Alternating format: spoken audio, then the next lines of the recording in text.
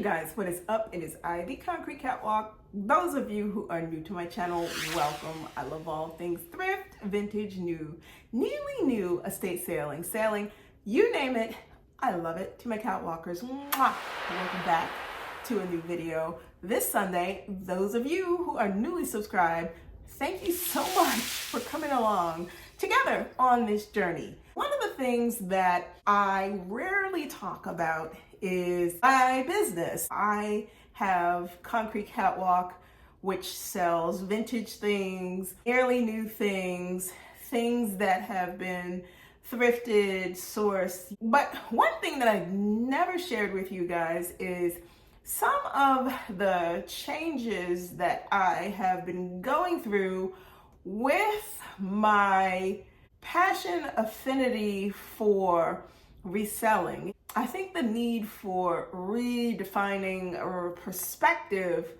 about what it means to look for things, then sell those things. And I don't want this to be a whole big lecture about, no, that's not what this is about. This is just me talking about my feelings and overall experience over the many, many years of doing thrifting. What I have seen evolve in the arena of selling things that are in gently used, pre-loved condition. Let me just take it back. When I first developed an affinity for thrift shopping, it was because of my mom. My mom was big on secondhand store hopping, shopping. I tagged along in the beginning just because it was a way to be with my mom and spend time with her. But then I discovered that I actually really loved it. It was basically a treasure hunt. You could just literally go and get lost in the aisles,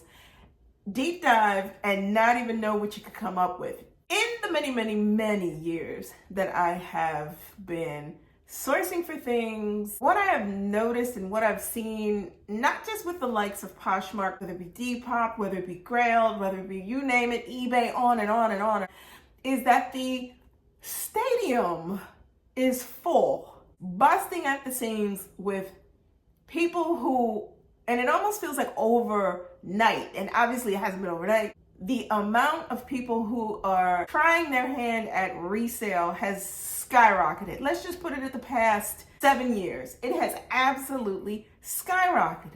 What I notice when I go thrifting now, whether it be Salvation Army, Value Village, Goodwill, it's a couple of things, and I'm just going to spell it out and speak it the way I feel. It used to be you could walk into a thrift store and it was just, the store was yours to roam around. May have been a handful of people, 5, 7, 10, 11, 20, 30 people. Because not a whole lot of people were into it. Now, good luck. If you are trying to simply go and look for things for yourself, let alone go out and try and find treasures that you think other people might be interested in. There are two types of people who are in this thing. Those who are looking for things for themselves, and then those who are specifically looking for things that they feel somebody else would like to purchase. There's a distinction with that other side of the fence, meaning those folks who are looking for things that somebody else might be interested in. You've got people who truly have an affinity for thrifting and finding great things that they themselves don't necessarily need, but would like to sell those things to others who are interested. And then you've got these other folks who, and I'm just going to say it how I feel. I used to consider myself a reseller. I don't use that term anymore. And the reason why I don't use reseller is because I think people who have gotten into this business of resale and finding things are in it straight up for the profit.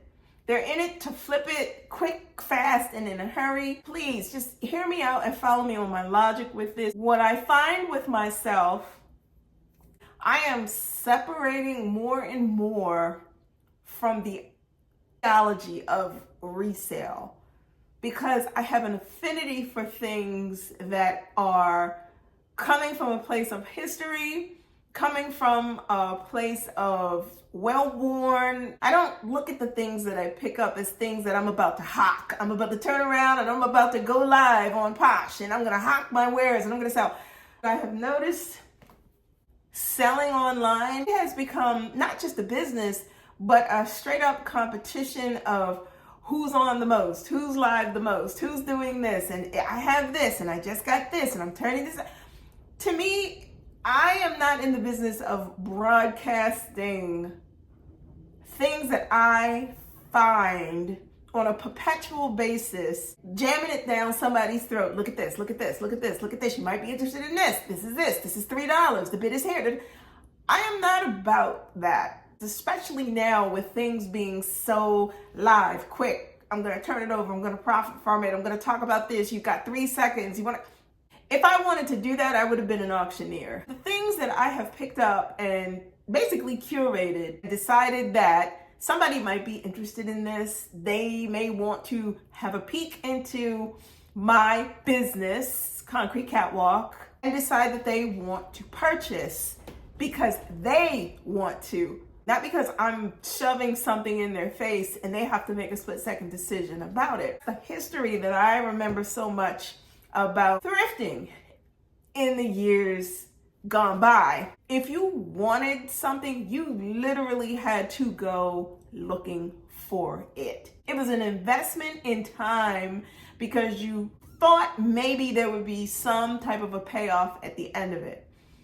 Versus now, it is not even about the thrill of the hunt of anything. It's about, let me grab as much as I can, throw it in the basket. If I don't want it, I'll just throw it back. It's like slim pickings, picked over. It's a mess. People are very cutthroat in the business of resale. And I think there's a big distinction between thrifting for things and doing a supermarket sweep because you're gonna grab whatever it is you can find. And if you think that you can make 50, 60, 70, 100, whatever dollars on it, you're going to try and it may make a lot of people upset. And I'm not calling anybody out. I mean, this, at the end of the day, it is a business. Whether you're reselling to make a scalable profit or whether you're selling because you simply enjoy the idea of an item finding the perfect person because they're the perfect person for the item. It's a sale at the end of the day, but it's a rationale and a reason behind how you go about it and do it. I choose not to go on that side of the fence of aggressive resale is what I'm going to call it. Just aggressive reselling. I can't do it. The last 2 years, I've noticed the shift. I think it's unfortunate that resale in and of itself has become so oversaturated with so many people who are aiming to get the big score, make the big bucks, that it's almost as if it's a flash in the pan for many people once they get in it and they find out that it's not as easy as it looks. If you're in the business of thrifting to look for things to do a viable business, it takes time. It takes patience. Everything that you have, that you've picked up, may not sell in 3 days, may not sell in 3 months, may not sell in 3 years, 5 years. I've had things that I thrifted 10 years ago that finally sold 2 months ago. Personally, I'm okay with that. What I'm looking for is the enjoyment of the person when they buy the item. They're extremely happy that they were able to find it. I'll give you a good example. I had a Jill Sander handbag from the early 90s, and a lady purchased the bag from me, and she sent the message to me. She said, I had been looking for this bag. I had one back in the day, and I never thought I'd be able to find this bag again, and I found it. And she bought it. And I will post it here and here so you can take a look at it. But you guys have no idea how over the moon that made me feel. In this day and age, with how everything goes, resale on TikTok to resale live on Poshmark, Depop, all of those different platforms where you can literally sell to your heart's content. I don't want to be caught up in something where my business becomes a time suck of hawking things because I'm anxious to get somebody to buy it. I don't want that for my business. As time goes by, the more challenging it becomes to even find things that are just truly lovely vintage pieces. It used to be you could walk into a thrift store and literally find vintage dresses from the 40s, 50s, 60s, 70s like this, like this, like this. Now, it's very difficult. And you wrote that in with fast fashion that is landing in thrift stores. It makes it that much more challenging to enjoy the process of sourcing, thrifting. It diminishes the excitement behind it when you're in a sea of people who never had an interest in thrifting before, and all of a sudden it's the thing. I think this is a long haul game when it turns to being in the business of selling vintage wares and pre-loved things. This is a long haul game. I've been doing this